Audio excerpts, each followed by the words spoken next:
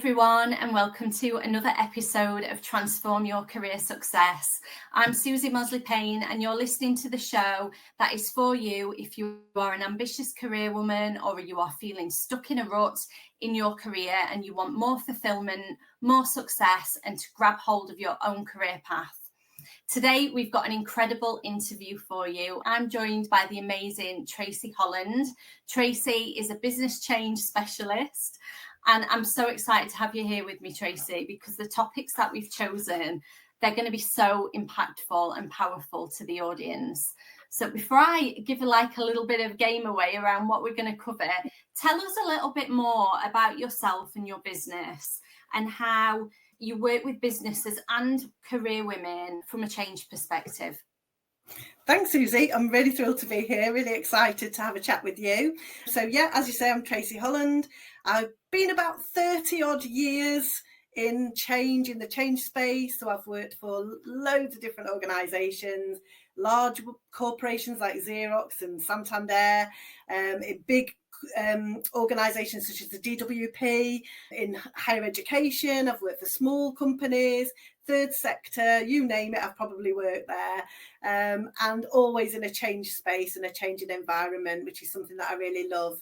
And earlier on this year, I made the giant leap to hand my notice in on my really stable, permanent, full-time job and set up my own business, which is called Reforge Change. And what we do there is I help businesses to work out what their strategy is for transformation and change, be that growth or acquiring new organisations and businesses or doing something different, new products and services. I also help to implement those changes. And then I also have a mentoring arm to the business, which is both for businesses and individuals who are either going through a change or wanting to make a change. Amazing. You've got an incredible business, and it's so interesting because there's so many synergies in your background in change and my background in business transformation. Yeah. So the topic of today's interview then is really powerful. So we are talking to you, audience, if you are feeling stuck in a rut. Maybe you've been with an organisation for quite a while and a change is being enforced on you. So maybe you're facing redundancy, or maybe in your heart you know that you've stayed in your role or in your company a little bit too long and you just know that you need a change, but you either don't know what steps to take, what change to make and what new career or role to go for, or you don't have the confidence to make the move. So between me and Tracy today, we're going to cover that for you. We want to get you out of your own way. We want you to get you feeling clear on what your goals are and where you're headed. And we want to give you the confidence to go after those goals and go for that new role or that new organisation or new career path, whatever it is. We want you going for that with confidence and conviction and excitement for what the future is going to hold for you. Definitely. How's it sound, Tracy? Have I covered everything there?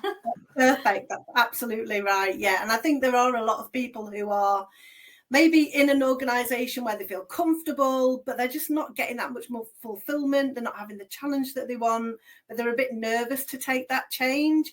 And I think without having a bit of a roadmap or a bit of some hand holding, that can be really daunting. So I think some hints and tips that we can give here, a bit of guidance will really help people to start that conversation with themselves and think about what they might want to do next. I agree. It's incredibly daunting leaving a role that you've been in a while or an organisation that you've worked for a while. It is really daunting stepping into the unknown, but the magic happens outside of your comfort zone. That cliche quote, but it is so true, isn't it? It is so true. And you don't know until you try. And a new chapter, a new challenge is never a bad thing. You can never make the wrong move because the amount of lessons that are going to come from that are always going to be positive. And you've got the power to make another change if the move that you make as a next step isn't the right one for you. Maybe it's a stepping stone to something better.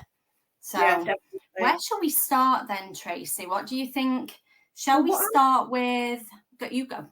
So what I like to do at the beginning is work out what I know about myself. What's my baseline? So what do I like doing? What kind of things do I accept you have to do in every job, but I don't really like it and I'd like to keep that to a minimum? Everyone always says admin. But, what are those things that I really would like to keep to the bare minimum if I could? And then what are like my red lines in terms of a job? So if the job contained X, I'm an immediate no, I'm out. I don't want to do it. What I also do, though, is then get under the skin of that a little bit, because it's all right knowing what you like to do in connection with the job you already do, but why do you like to do that? So sometimes people will say, I like to work on a team, or I like to work with customers. Right, why do you like doing that? What is it that it gives you? What's that sense of satisfaction? What kind of interactions you have? What skills is it using? What experience is it building? Because the world of work in the last 15 years, Susie, has absolutely changed, hasn't it?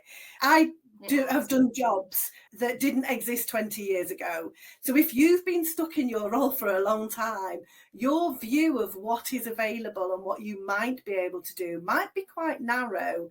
So if you really get under the skin of why do you like doing that and why don't you like doing that, what skills is it, and really get it down to a skills and experience, the type of things that you like doing, the tasks, the activities, then you can start thinking, I now want to look for something that really maximizes these kinds of skills, and you're not looking for a replica of the job you've got now that's just a bit different, which is a trap that sometimes people who've been in a role for a long time fall into. I agree. And I would say as well, radiate towards your strengths and what really energizes and lights you up. I'm not saying forget about the weaknesses that you have, because we all have them, but don't dwell on them and don't make those your priority. Don't let those be the things that sap your confidence. Rather, remember how good you are at the things that are in your wheelhouse, your unique areas of expertise that make you, and really lean on those as you're looking for your next role, because radiating towards areas where you're strong or areas that really energize and that you enjoy, like you say, Tracy, it's a great place to start. But you can be quite self-limited in the jobs that you're familiar with. So one of the other things that I get people to do is just have a look at some job sites, have a look on LinkedIn. Just look for jobs in Sheffield or jobs in communication or whatever, but keep your search terms quite broad and just have a look at what those jobs are that are coming up, because there might be titles that you're not familiar with because you're in a different sector or they're newer roles. But actually, when you look at the requirements for those roles, you might have loads of those skills already. So it might be that it gives you an opportunity to think about going in a different direction that you wouldn't know about unless you knew what was out there. And like we say, when we're talking about people who've been in a similar role or a similar organisation for a long time, you don't know what's going on out there, and you do need to educate yourself and find out what it is. And I think that's a key thing for people to put a bit of time and effort in, to then be able to understand where do you want to channel that energy, where do you want to go, where might your next move lie, really. I agree 100%. The other thing is, if you haven't moved around a lot, you might not have a really big network. So like in today's market, having a network of contacts in different industries or organizations is really super helpful, and there is a lot of power in that. And also having a network of recruiters who you've contacted previous, that's really powerful. But if you have worked in an organisation or role for a long time, you won't have that. So what can someone in that position do you think, Tracy, to come that constraint of not having that network ready to go? I think it's really interesting, isn't it? Because we do all have a network, and it's how willing you are to talk to your network about your current situation. I'm a parent. I used to take my son to school when he was in the infant school, and lots of the other parents work in different areas and different organisations, and just having a chat and just dropping into the conversation. By the way, I'm thinking of changing roles. What is it that you do? Where do you work? Do you really like it? Do you enjoy it? What kind of roles are available there? Making use of that network that you already have, but to, in a genuine way, tell people what you're doing, because people genuinely and honestly want to help you, but they don't know that you need help unless you tell them. So I think that's one way of using your network a little bit more cleverly in the people that you already know. The other things that you can do are, a couple of people that I'm working with at the moment want to move into a different sector, and they've got experience in one industry and they just want to move into a different sector, and they don't really have the contacts or the networks there. And it's interesting, 2 women last week, I've identified 2 advisory boards, that one each that they could join, that has people on those boards that work in the sector that they want to go for, and they have the skills that advisory board is looking for. So another way is to do voluntary work, or those advisory boards, get on the school governors if you've got children at school, or think about other ways that you can broaden your network and meet people from other areas that maybe work in the area or the industry that you work in. You can chat to them, find out what it is that they'd be looking for if they were recruiting someone, see how closely your skills match, where might you need to do some development. And it's just about telling people what you're doing. And honestly, I do it all the time and it never feels weird. And people don't say, you can't talk to me about work, I'm a parent at school, you must only talk about our children. People don't do that. They are willing to help and want to know more about you. People are curious. So it's really useful to do that. Yeah, I agree. And I think the other thing is, if you've got people in your network that are already working in similar organisations to where you want to go, ask for them to sponsor an introduction for you. You don't have to start from scratch with these things. I think if you do know people who know of someone and can just help open the door for you and introduce you in there, then that's really powerful as well. And that's how we get, isn't it? Yeah, it is. It is through an introduction, exactly, and it is really powerful. So don't shy away from that. Like you say, people do genuinely want to help you. You're not bothering them. You're not taking their time in a negative way. It lights someone up to be able to help someone else in their careers. So just remember that, and don't feel like you're being a burden when you're reaching out and asking for that help. It's a strength to do that for sure. Definitely. The other thing that I wanted to cover is, when you are looking for an organisation to move to, when you've been in an organisation a while and you're used to the culture and the values and the way that organisation works, another thing that is very daunting is, am I going to join the right company that is a right fit for me? So let's talk a little bit around the values of that future organisation that you're looking to apply for a role at, and how you can investigate the culture and whether it's going to be a good fit for you. So talk a little bit around that.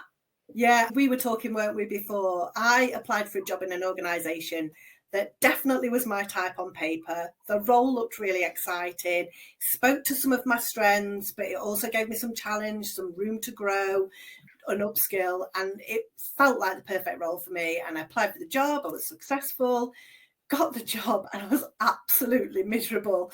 And it took me a minute to work out why, because this job was definitely my match on paper. If it were on Tinder, I'd be swiping right. It was definitely a match for me. But it took me a minute to work out why, and it was because the lived values of that organisation just didn't gel with mine. And the things that I hold dear to my heart just weren't demonstrated in that organisation, and it felt very stressful to be in that situation. So I think you need to check in with what your own values are, and that was a little bit about know yourself. So what are my values? What things are important to me? Is it the sector? Is it having autonomy? Is it the type of work that they do? Is it diversity? Or do I need a greater level of flexibility in my life right now? And it is really important to revisit those, because our lives change and our requirements for what we want in a role and our values also change as well. Because what was really important to me 10 years ago when my son was 4 is less important now that he's 14, and will be even less important in 10 years' time when he's 24, because I have a completely different home life. So it is really worth checking in and just revisiting what those values are. And I think there's some ways you can check out what you think of companies and what it's like to work there. My number one recommendation is stalk them. So do you know anyone who works there? Do you know anyone who knows anyone who works there? Do you have any connections with anybody what do they say about that organisation? Is it a great place to work? Do they seem happy in their job? What does the company say about themselves? Because if they say something, believe them and make sure that you are checking in with, are they things that you believe in too? Have they got things on their website? What do they really emphasize on their adverts? What are they posting about on LinkedIn? If something like being part of a community and doing works in the community and giving back is really important to you, are they showing their staff doing volunteer days on their LinkedIn? Do they seem to have a lot of part-time staff, or does everybody you look at on LinkedIn who works there, are they all full-time and have all worked there for 15 years? And it gives you a really good indication of what are they saying, and then what is it that you're looking at? Is that what's really coming through as their values? Have a look at, if say you've got an interview and you've got the names of the people who you're going to be interviewed by, have a look on LinkedIn, see where they came from. Have they got a career in very organised, structured, regimented organisations, and now they work there and they've worked there for 5 years? Is that the kind of organisation you want to work in? It might be, or it might not, and that might have a bit of a red flag for you, and you might want to do a bit more sleuthing. I think there's lots of stuff you can do in an interview as well, which people don't always think about interviews as being two-way. People very much, when I talk to them, are like, oh, I've gone for this interview, I hope they like me and I need to sell myself. Yeah, they need to sell themselves to you as well. You need to make sure that this is going to be a place that you're going to fit in. 100%. Yeah. There was a little thing a few years ago about what questions to ask at the end of an interview to impress. No, use the space to ask the questions that you really want to know the answers to. They're going to tell you something about what it's like to work there. That's actually what the space for the questions is for. So don't fake the questions, because as an interviewer, you can tell if somebody's asking something they don't really want to know the answer to. They're just asking because they think it sounds impressive. But things that I tend to ask is, if they haven't told you already, like, how's this vacancy come about? What happened? Was there a previous post holder? What happened to them? Did they get promoted? Have they gone on maternity leave? Have they retired? Or is this a new role that you've created because the company's growing? How many new roles are you creating? Try to get a sense of what's happening in that organisation, because that will give you a sense of where they're going and whereabouts they are on their journey, and whether that's something you feel comfortable with. Do you want to work in a new startup that this is the first time that anybody's ever done this role, or would you feel better in an established role, depending on where you are in your career? If you've stalked them on LinkedIn, you'll know how long they've worked there. So if they're a recent joiner, ask them what attracted them to the role. Ask them, why did they apply to this company? And what has really surprised them as they've joined the organisation, or what do they feel what do they love about working there? You also want to understand about the role as well. What would they say would be the greatest challenge in this role? What is something that you're really going to want to be able to, that they're really going to want you to solve or deal with or tackle? Or what will be the thing that is going to be the greatest priority for you in your new role? I remember once I had an interview when I was working at a university, and every question they asked me was about dealing with difficult staff. How would you deal with a team who were unwilling to make changes? And then the next question was something like, and how do you deal with people who are resistant to change? And I got to the end of the interview and I said, is there something you'd like to tell me about the team that I'm going to be working with? Because all of your questions have been about handling difficult people. And they were like, yeah, it's a really tricky team and the morale's quite low. I took the job and I did take the team on, but it became quite clear to me that there was something going on here. And by asking the question, they did give me an honest answer. And don't be afraid to ask questions around that, because it will give you the answer and you can get an example, or you can think about what it's going to be like if you got the job. What is it going to feel like? Other things I like to ask about as well is, can you give me any examples of personal development that people in the team have had this year? Because if they can't think of any, it kind of tells you there's not a lot of personal development going on there. If that's something that's important to you, that will immediately flag to you that is something that's not in the culture of this organisation. Maybe that you don't feel that's important for you right now, but if it is, that'll help you work out what's happening in that team. And then what's the makeup of the team? How's it structured? Do you have team days?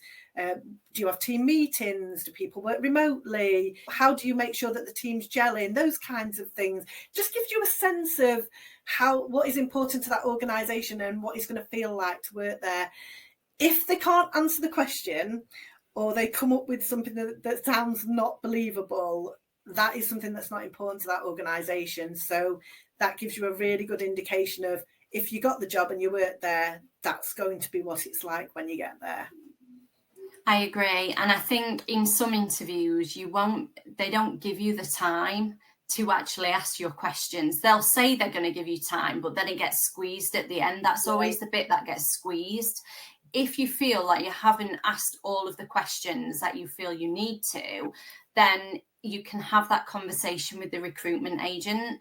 And Absolutely. When the offer is made on the role, say that you'd like another follow-on informal conversation just to alleviate some of the questions that you've still got outstanding. It was really interesting because I went to an interview for a really senior role once, and I went into the interview and it was a really strange format. So normally I like it when I let them give me the spiel of what the role is at the start, which most organisations do. And then I use that to intuitively then speak about myself and pull out the key points that they've said about the role. This interview, they did the other way around. So they said they wanted me to explain myself and talk about myself. And then they would tell me about the role. And I thought, okay, I'll feel into it then.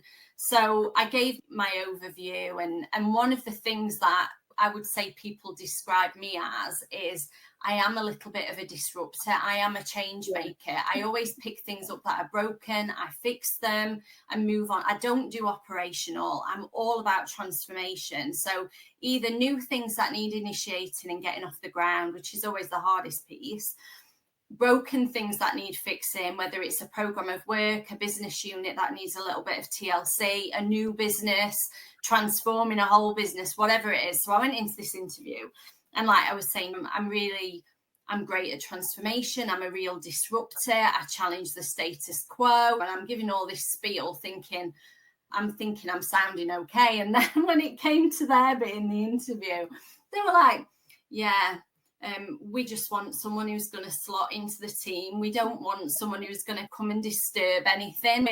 We're a long-standing team for a couple of years, and we just want someone who's going to come in and do the role and toe the line kind of thing. And I sat there and I thought, this is not for me. If they'd have told me that, though, actually at the start of the interview, I probably would have, to be frank, I would have called time on it. Yeah. I wouldn't have even bothered. I would have just said at the start of the interview, I can tell you now, that's just not me. I'm not someone who you can put in a very operational role and just turn the wheels on something. I can't do it. It's not what lights me up. I can do it, obviously, but it's not where you're going to get the most out of me.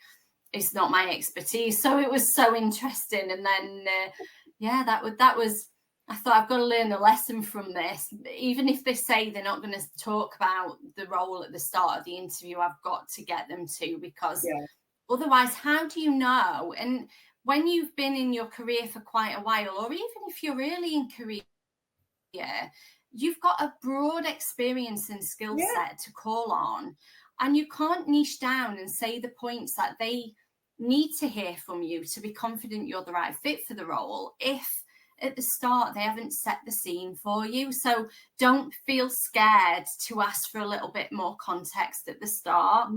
That was quite a few years ago for me, quite a few years ago now. So I would say I've definitely learned the lesson off of the back of that interview.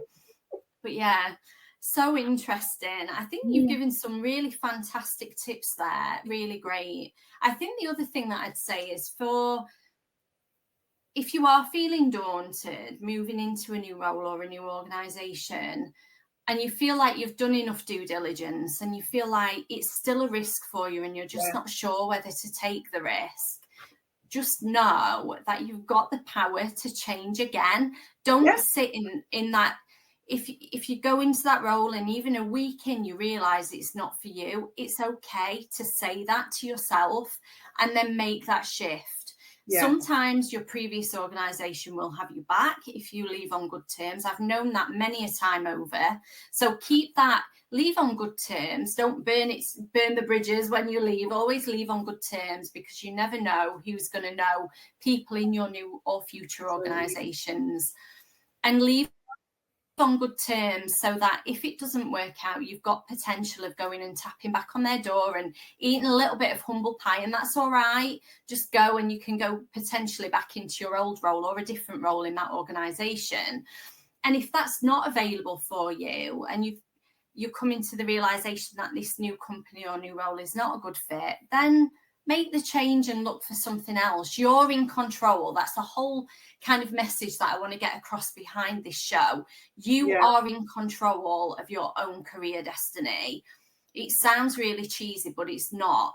Take that control for yourself, and your career and life, you are in control of the design of that. And it might not happen overnight, but you can pave the way through the little changes that you make on your journey. It will compound to you having that career in life that you want and that does align with your own values.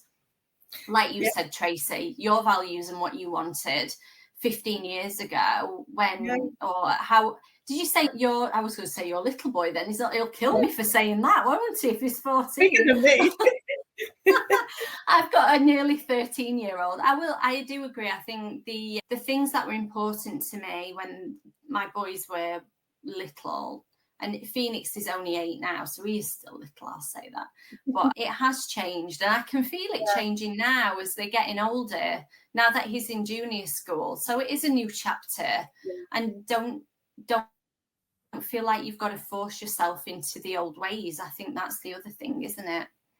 Yeah, and I think it's really important, like you say, if you feel like you've made a move and it's perhaps not the ideal that you wanted and it might not be giving you everything, work out what it is you want to get out of that role. Does it give you opportunity to develop some new skills? Does it give you opportunity to have some experience? The company I worked at that I wasn't really very happy at, I stuck at it for a little while because I wanted to learn Agile and I wanted to see how Agile worked. So actually my focus changed from this is my job for life and, I'm going to love working here, to I really want to get experience of doing these things. Made myself a little plan of how I was going to get those things in this new role. And so that actually felt quite satisfying. Even though the company, it wasn't a perfect fit for me, I could still get something out of that role. I was still contributing to that role and adding value, but it was helping me. And it was one of those little stepping stone roles that then I could move on to something else after that. So like you say, it's not like you said right at the beginning, there aren't any mistakes really. You might make a different choice if you'd known what you knew now then, but you can still get some value, you can still add something, you can still learn and develop and grow by concentrating on doing the things that you want to do and see what opportunities this is opening up for you. And it might be that provides you with the springboard to do something else in a much more fit for purpose company or fit for purpose role that you couldn't have gone from A to C. You had to go through B to get there. So there's always a way of treating those things in a part of a journey, like you said, and part of your career, rather than thinking, oh no, this is a dead end and I've made a horrible mistake and I need to rectify it, or I'm really cross at myself. There's always a way of working out how you're going to get some benefit from that and what that might give you in your career. I agree. It's funny because one of the questions that I ask when I do the career interviews, when I get the career women to talk to their journey, one of the things that I always ask on the end is, if you had the ability to give your younger self a key piece of advice, what would you say to them to help them? Think back to when you're in your early to mid 20s, when you're just starting out and you're laying those foundations for your future success. What you've just said, all of that is great advice for your younger self. But other than that, what would you say? I think I was ever so timid when I was younger. I didn't have a lot of confidence at all. And I got my first management job when I was 21 and I was absolutely terrified. I was managing these women in a bank and to me they were ancient. In my 21-year-old eyes, they felt ancient. To my 55-year-old eyes, they were probably all in their early 40s or late 30s. They weren't that old at all. But they were all older than me and they'd all worked there a long time and they had a lot more experience than me. And I was really intimidated by that. And it took me a while to warm up to the fact that people do want to help you, like I said at the beginning. And when you're working in a place, you know, if you've gone for the role and you've got a promotion or whatever, people do want you to succeed. They get something out of that as well. They feel like that's a nice thing to happen.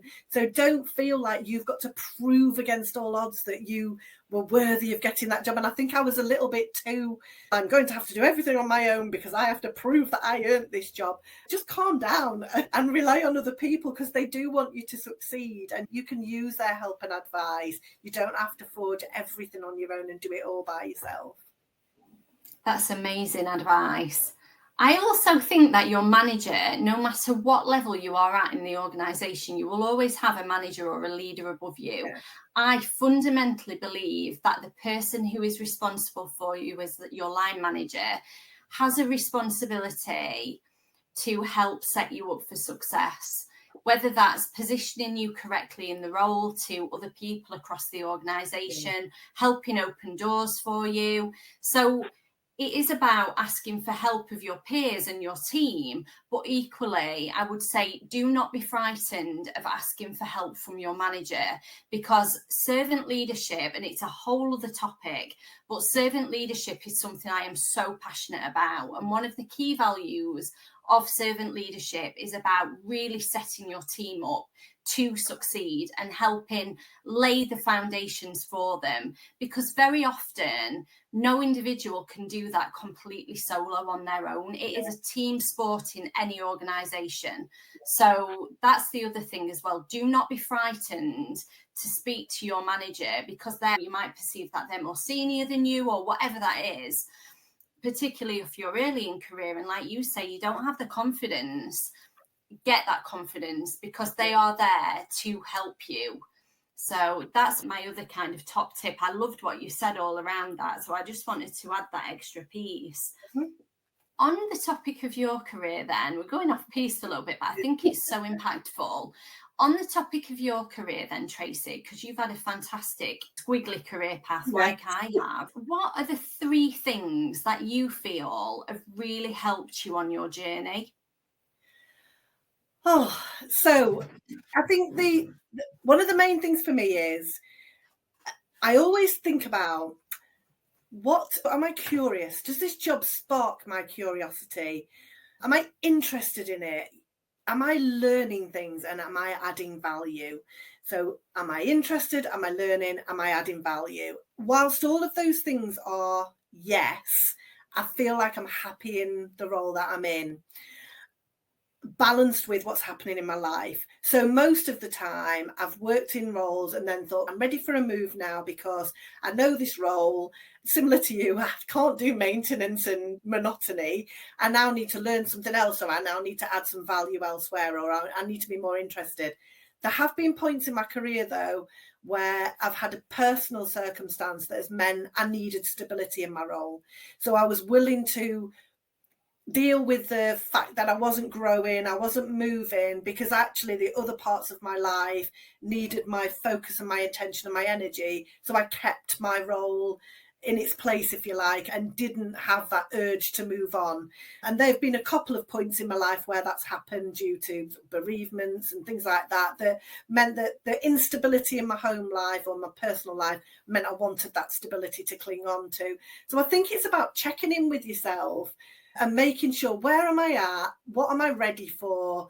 Is this the right time for me? And am I going to be growing and learning? And is that going to be a benefit to me? Or is actually, at this point in my life, is that going to be a detriment at the moment? So it's really, I'm big into self-reflection. It's really checking in with yourself and just working out where you're at the moment, and then deciding what you want to do. And I've always decided my jobs and my careers on what do I want to learn, and what's interesting to me, and how am I going to get that, rather than, oh, I'm bored of my job, let me apply for the same job in a different organisation for 200 quid a year more or whatever. That's never been my driver.